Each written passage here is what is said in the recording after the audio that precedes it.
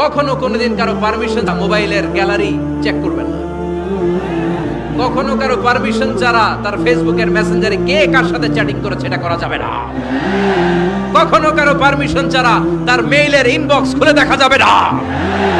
কখনো কারো পারমিশন ছাড়া কারো ব্যক্তিগত চিঠি পড়া যাবে না। দিস ইজ ইসলাম, এটাই ইসলাম। আমরা ইসলামের শুধু নামাজ আর রোজা আর জিকির আর এই দাড়ির মধ্যে সীমাবদ্ধ করেছি। প্রত্যেকের একটা প্রাইভেসি আছে না নাই? Everyone has privacy and no one should interfere in his privacy or in her privacy. প্রত্যেকের একটা প্রাইভেসি আছে না নাই? মানুষ ছোট হলেও তার একটা সম্মান আছে না নাই? এজন্য ছোট্ট বাচ্চাদেরকে কখনো প্যান্ট খুলতে বলবেন না। অনেকে বলে আরে ছোট মানুষ খোল খোল, আরে তুই খোল, এই খোল খোল খোল, তো আছে না নাই? ওরও প্রেস্টিজ আছে, ওরও সম্মান আছে। খবরদার, everyone has a personal space and no one should interfere someone's personal space.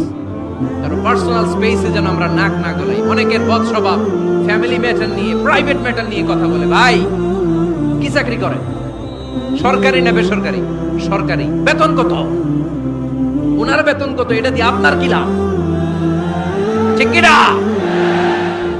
মানুষ একটা দেখলে ভাই বয়স কত, ভাই বেতন কত, ফার্স্ট ইমপ্রেশনে, ফার্স্ট যখন আপনি কারোর সাথে দেখা করবেন বেতন কত, বয়স কত, এগুলো জিজ্ঞেস করা যাবে?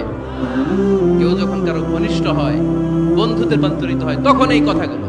শুরুতেই প্রাইভেট ম্যাটার নিয়ে, পার্সোনাল ম্যাটার নিয়ে খোঁচাখুচি করা যাবে